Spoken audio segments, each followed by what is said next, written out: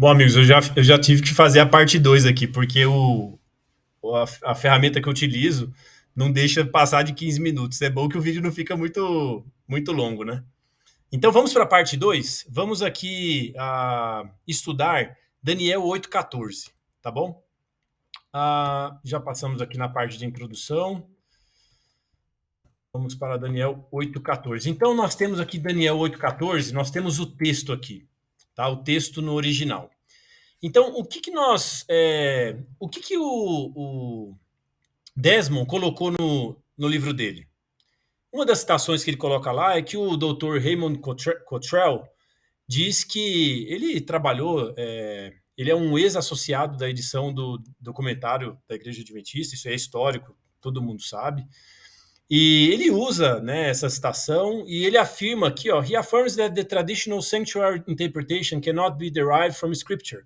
Ele fala que não tem como derivar a interpretação do juiz investigativo e fundamentar através da Bíblia, que não tem fundamento bíblico. Tá? Isso o Cottrell fala. E esse cara é um dos caras mais feras, né, no original, tal. Ele pelo menos usa o nome dele para fazer essa afirmação.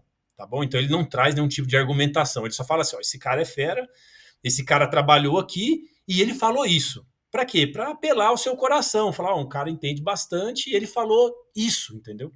Para ele conseguir convencer você através desse argumento mais apelativo. Esse segundo aqui, essa segunda fala a gente vai tratar mais para frente. Vamos estudar Daniel 8,14? Nós não vamos tratar tudo nesse vídeo. A gente tem que ir por partes, tá bom? Porque se eu fizer um vídeo aqui de 5 horas, ninguém vai assistir. Então, eu vou fazer sempre de 15 em 15 minutos, tá bom? Vamos tratar aqui do texto de Daniel 8,14. Então, o texto diz assim: Vaiomer Elai ad erev boker. Que é assim, e disse-me e tarde manhã. Eu tentei fazer mais literal aqui a tradução. Esse ad, eu não sei se vocês conseguem ver aqui o meu mouse, é a terceira palavra aqui da direita para a esquerda, na parte superior. Tem duas consoantes, com patarra ali, e significa, é uma preposição. Ela foi traduzida como até. A palavra, ela dá a possibilidade sim para traduzir como e. Eu coloquei E aqui, mas esse assunto, se é o melhor até, se é E, eu não pesquisei a fundo, tá? Isso também não é conclusivo para este momento. É um item que eu quero também de pesquisa mais para frente, estudar qual que é a melhor tradução desse ad. E até as pessoas que pensam o contrário, o porquê que elas pensam que é melhor até e não E, ou outra palavra, tá bom? Mas isso não é o tema do vídeo hoje. Eu usei aqui, e pela palavra ad, eu posso usar como preposição aí aqui. Então, tá, eu fiz mais literal, como eu falei, tá? Então, e disse-me, e tarde de manhã, 2000 e centena de três. Então, 2300 tardes e manhãs, é da onde que extrai a interpretação e eles escrevem da melhor forma para que nós possamos entender o texto. Né? Na tradução mais literal, é um pouco estranho, né, fazer a leitura, mas eu gosto sempre do mais literal. E aí diz assim, Venitzdaq Kodesh. Venitzdaq Kodesh, é interessante que essa palavra Venitzdaq, ela vem... As palavras em hebraico, elas são formadas por sufixos, prefixos e o radical. Tá? O radical é sempre a raiz principal da palavra. E também em sufixos, tá? Mas esses são mais raros. E aqui nós temos Venitzdaq, que ela está eu não vou ficar aqui me demorando em detalhes gramaticais, estruturas do hebraico, mas eu vou citar, tá bom? Então, essa palavra Venitzdaq, ela está no Nifal, que é uma forma verbal, tá? Uma forma verbal, está sendo utilizada aqui na forma passiva, e ela está no Vekatal, que é um tempo verbal do futuro.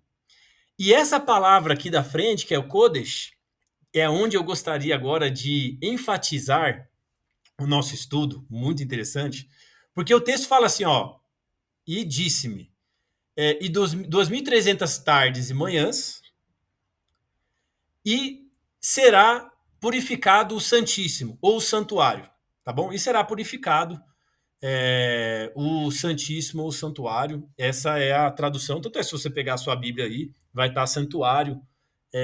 Essa palavra Kodesh é usada também para Santíssimo. Eu gostaria de estudar com você agora e enfocar nessa palavra Kodesh. Por quê?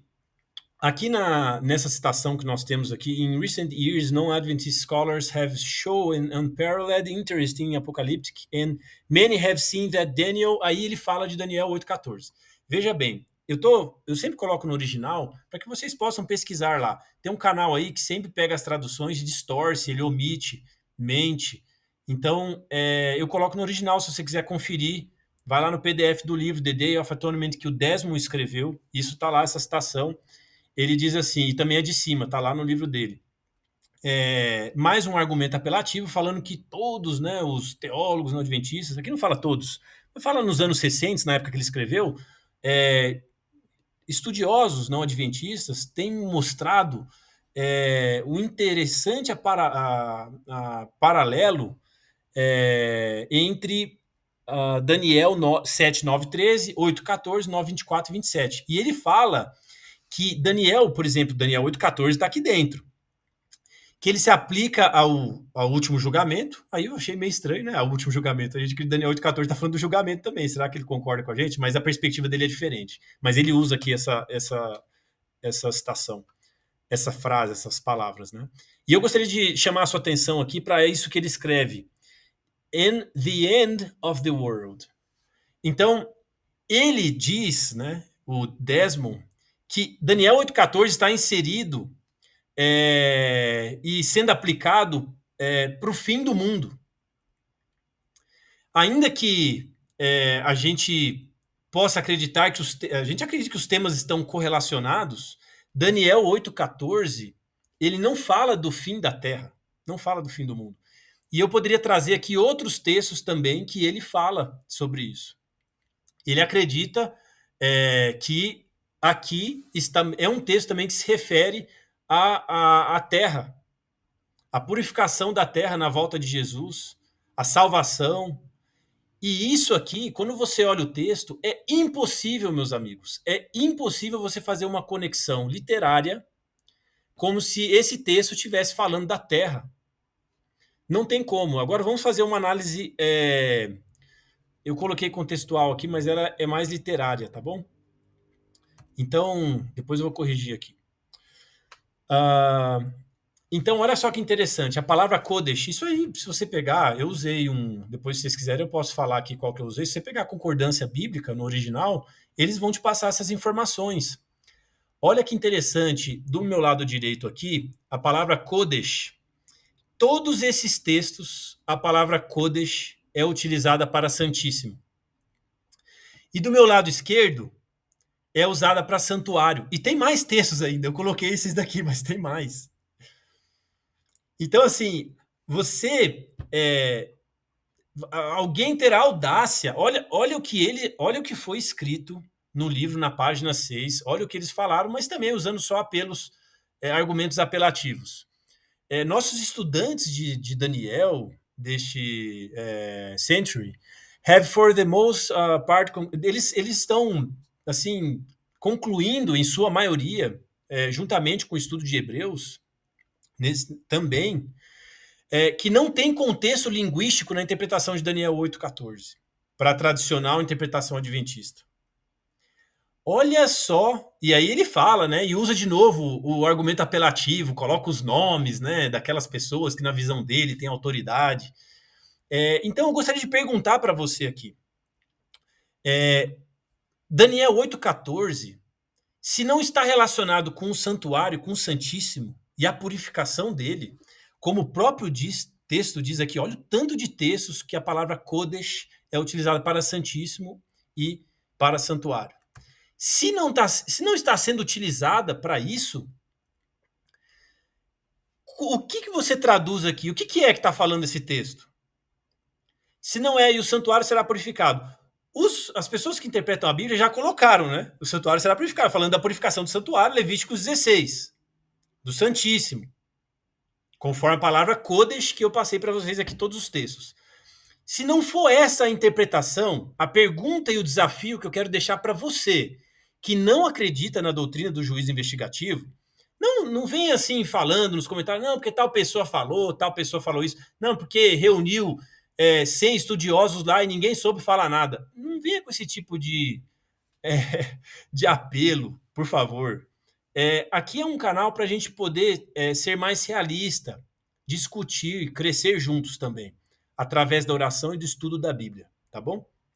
Então, diga aqui nos comentários por que você acredita que Kodesh não é santuário ou santíssimo e por que aqui não está se referindo à purificação do santuário. Entenda que o tópico desse vídeo agora não é para falar de outras coisas, nós vamos tratar depois em outros vídeos, tá bom? Não vem aqui falar do princípio dia-ano, isso a gente vai chegar lá, pessoal, com calma, tá bom? Vamos trabalhar um tijolo de cada vez, beleza?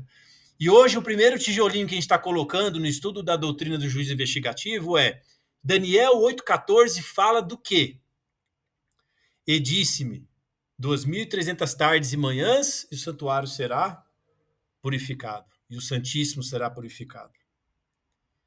Aqui não pode ser terra. Eu mostrei para vocês aqui na citação dele, né, esse argumento apelativo que ele usa. Aqui não pode ser terra, é o Santíssimo, é o santuário. A purificação do santuário está relacionada. E uma coisa que eu gostaria de terminar esse vídeo falando para vocês é o seguinte. Olha que interessante. O próximo estudo que nós vamos fazer vai ser sobre o véu. E eu gostei muito de estudar o tema do véu e as coisas que o Desmond falou, gente. Gostei mesmo. Eu só queria registrar aqui a minha tristeza, porque o Desmond não usou toda o conceito teológico, estrutura literária, o conhecimento do original que ele usou para fazer a afirmação do véu para falar sobre Kodesh. Ele falou, aplicou esse texto aqui para a terra, para a volta de Jesus. Gente, os temas estão interconectados, mas o que esse versículo está dizendo para mim e para você? O que a purificação do Kodesh fala para você e para mim? É esse o desafio que eu gostaria de deixar para você responder embaixo agora. Você concorda? Venitzdaq Kodesh é a purificação do santuário? Se sim, escreve aí embaixo. Não? Por que você não concorda? E por que você acha que isso aqui é a terra? Tá bom? Não tem base nenhuma escriturística para dizer que isso aqui é a terra. Literária, não tem base nenhuma. Nós vamos tratar princípio dia-ano, contexto, não só de Daniel 8, mas Daniel 7, Daniel 2, porque eles têm uma interconexão e um paralelismo muito interessante que só reforça essa interpretação. Tá bom? Nós vamos estudar sobre esse paralelismo, vamos estudar sobre Antíoco, Epifânio, e como. E é uma coisa interessante que quanto mais eu estudo essa doutrina, mais eu vejo, gente, que não tem nada que encaixe com toda a doutrina da Bíblia, o todo da Bíblia, sabe? Por exemplo, o Desmond, ele falou que a expiação do santuário já foi feita. A expiação, né? O dia da expiação já aconteceu. E o que é uma coisa assim que não tem como. Nós vamos tratar isso em outros temas, tá bom? O próprio Hebreus coloca esse evento no futuro. Nós vamos tratar dos outros temas. Agora o desafio é esse aqui, tá? Para aqueles que falam que não tem como relacionar Daniel 8,14 com Levítico 16.